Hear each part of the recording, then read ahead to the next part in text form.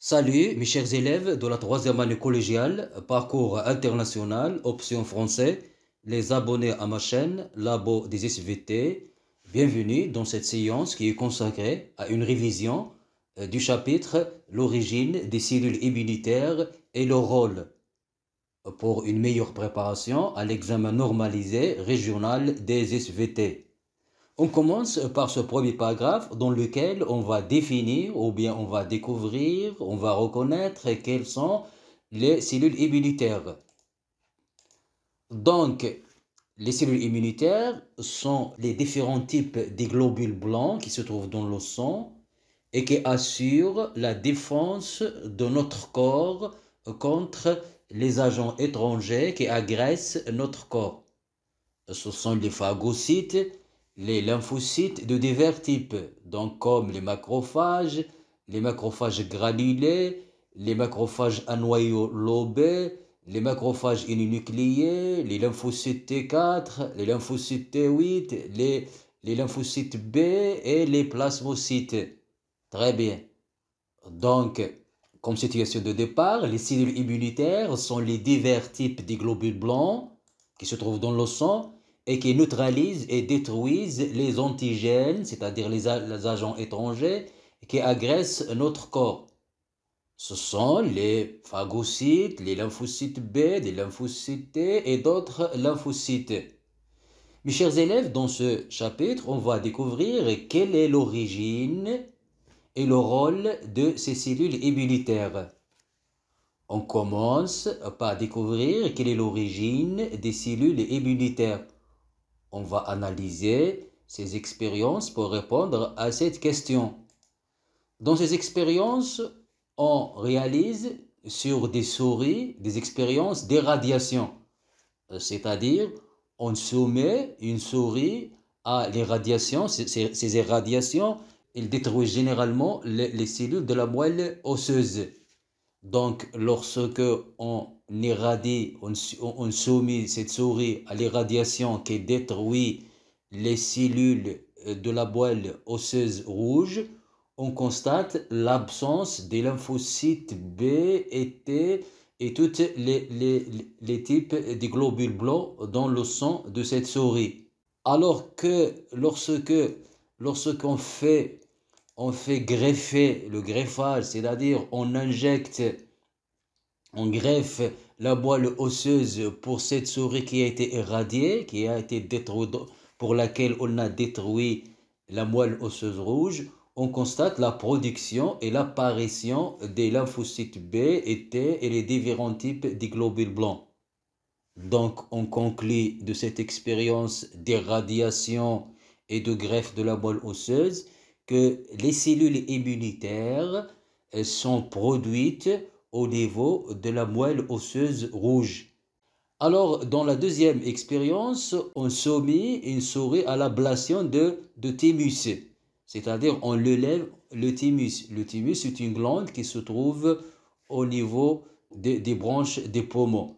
Lorsqu'on fait ablation de thymus, on constate que les lymphocytes T chez cette souris restent immaturés, c'est-à-dire ils ne font pas leur fonction de défendre ou bien de détruire les cellules ou bien les aliments étrangers. Donc on conclut de cette expérience que le thymus, le rôle du thymus, c'est la maturation des lymphocytes T. Très bien.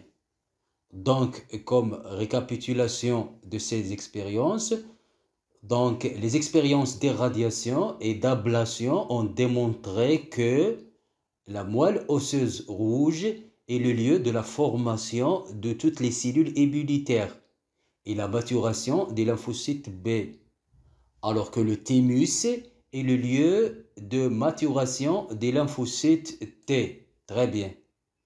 Et maintenant, d'autres observations ont permis de conclure que les organes qui participent soit à la formation, soit à la maturation, soit au regroupement des cellules immunitaires, on les appelle le système immunitaire. Donc le système immunitaire, c'est l'ensemble des organes qui participent à la formation des cellules immunitaires et à la maturation des cellules immunitaires et au regroupement des cellules immunitaires après leur formation. Ces organes immunitaires, ou bien le système lymphatique, est constitué par la moelle osseuse rouge, c'est le lieu de formation de toutes les cellules immunitaires, puis du thymus, le voici, c'est le lieu de maturation des lymphocytes T, puis de la rate, c'est le lieu de regroupement des cellules immunitaires, puis des ganglions lymphatiques, aussi c'est le lieu de regroupement des cellules immunitaires, des plaques de Peyer et des amygdales. Ces organes sont les organes où sont regroupées les cellules immunitaires après leur formation. Donc, l'ensemble, comme récapitulation, les ganglions lymphatiques, les amygdales, les plaques de Peyer et la rate, ce sont les organes de regroupement des cellules immunitaires après leur formation. Les organes cités, qui sont la moelle osseuse rouge, les amygdales, les ganglions lymphatiques, les plaques de Peyer et la rate, constituent le système immunitaire ou le système lymphatique. Très bien. Et maintenant, on passe au troisième paragraphe. On va découvrir quel est le rôle de chaque type de cellules immunitaires en analysant l'expérience de Mosier. Ce scientifique qui est Mosier réalise l'expérience suivante. D'une souris, il a pris les divers types de cellules immunitaires et il a pris des macrophages dans un tube à essai, puis des lymphocytes B, puis des lymphocytes T4.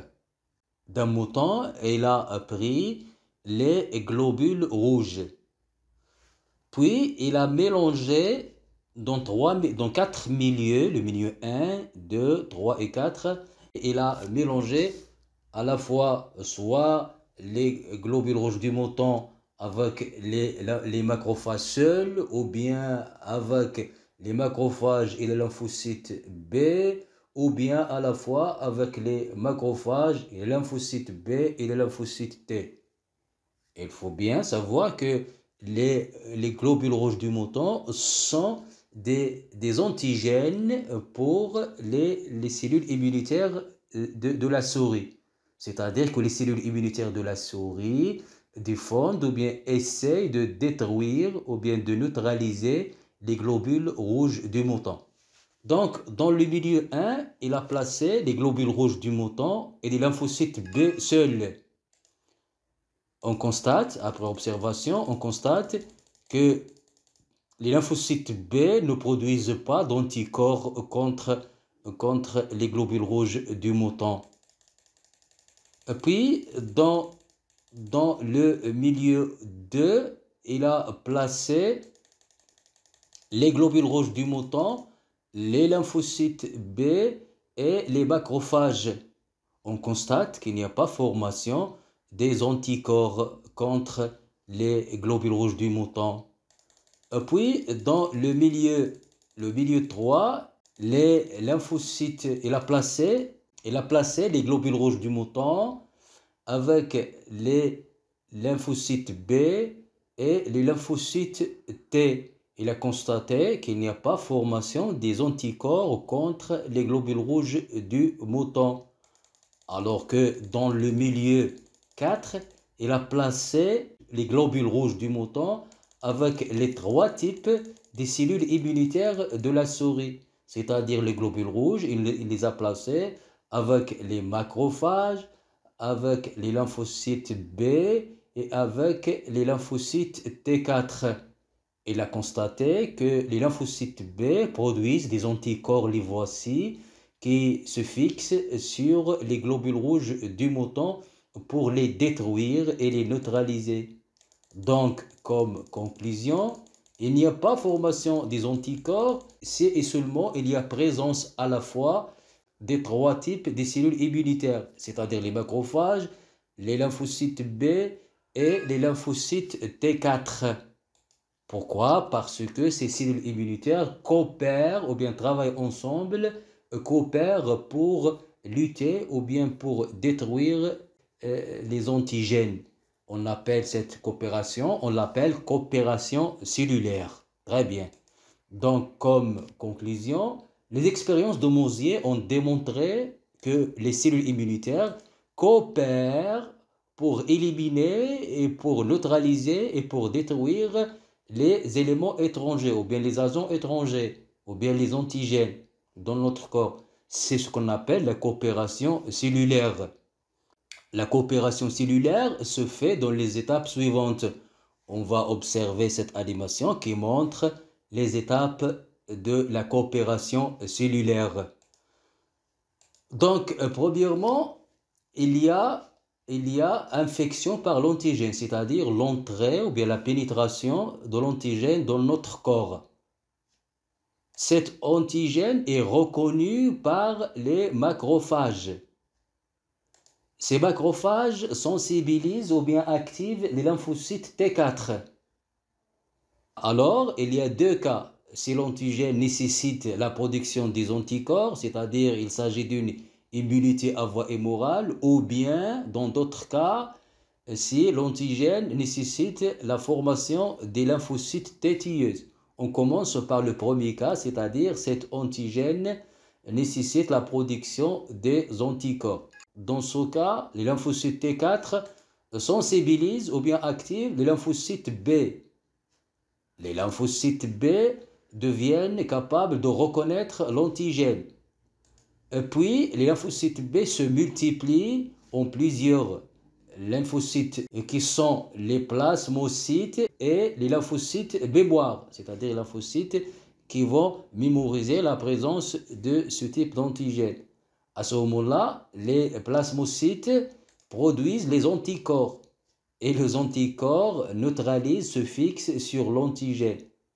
Donc, ça, ce qu'on appelle la coopération cellulaire pour produire les anticorps qui neutralisent les antigènes. Dans d'autres cas, c'est-à-dire si l'antigène nécessite la production des lymphocytes tueuses, dans ce cas, les lymphocytes T4 sensibilisent ou bien activent les lymphocytes T8.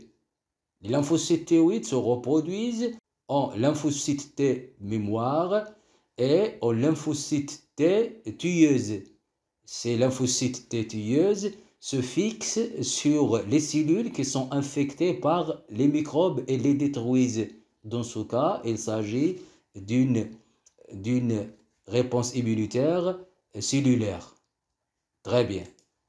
Donc, comme récapitulation, les étapes de la coopération cellulaire se font dans les étapes suivantes. Les macrophages reconnaissent l'antigène. Puis, les macrophages sensibilisent ou bien activent les lymphocytes T4. Les lymphocytes T4 activent ou bien sensibilisent les lymphocytes B. Les lymphocytes B se multiplient et forment les plasmocytes et les lymphocytes B mémoire. Les plasmocytes produisent les anticorps qui neutralisent les antigènes. Mes chers élèves, on est arrivé à la fin de cette séance. Je vous invite à vous abonner à ma chaîne, Labo des SVT, et comme j'attends vos observations, vos remarques, vos suggestions pour améliorer ces productions pédagogiques. Merci et au revoir.